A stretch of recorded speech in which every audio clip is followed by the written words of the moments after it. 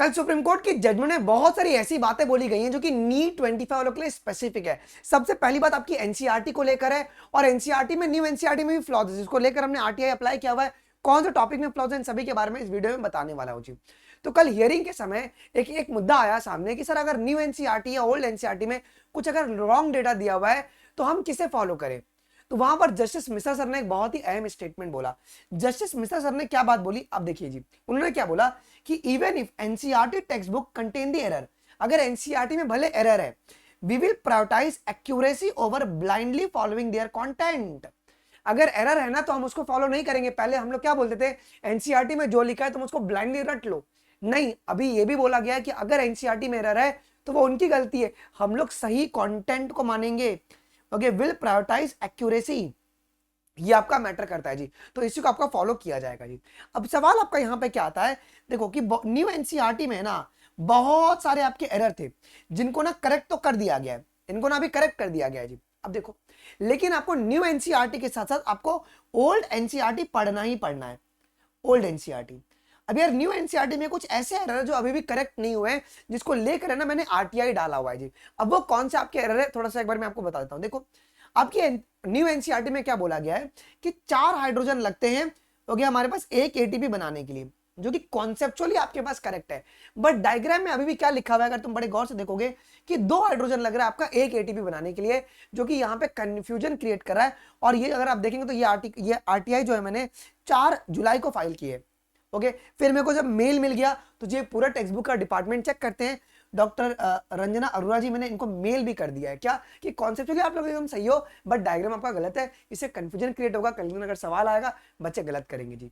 तो अगर इसका कुछ भी रिप्लाई आएगा तो सबसे पहले मैं आपको इसी यूट्यूब चैनल पर आपको अपडेट दे दूंगा जी, ठीक है। अब देखो, कुछ ऐसे कॉन्टेंट है जो कि हम लोग को ओल्ड एनसीईआरटी से पढ़ना है जी।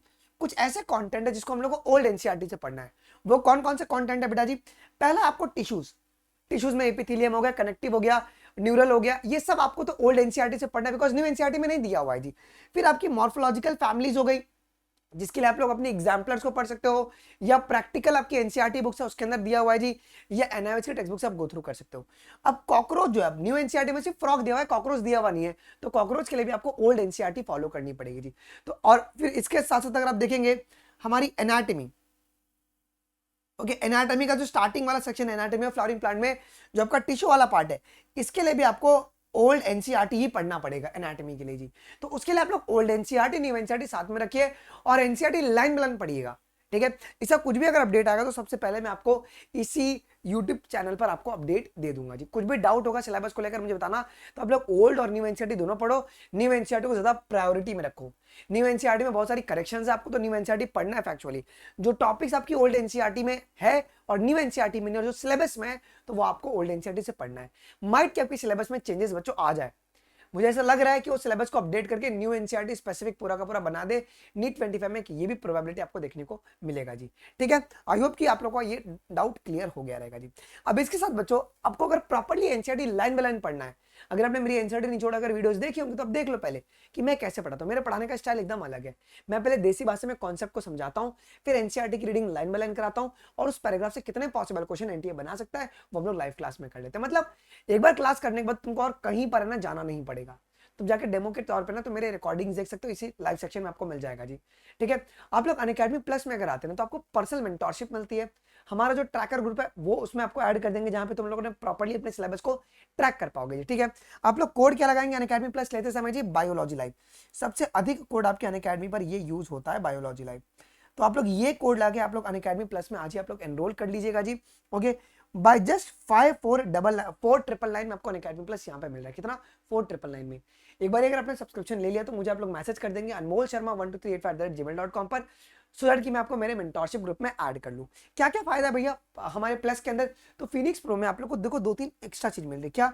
एक तो रेज हैंड का फीचर मिल रहा है आपको, ऑल इंडिया टेस्ट सीरीज मिल रहा है जहां पे आप लोग अपने रैंक को प्रेडिक्ट कर सकते हो जी।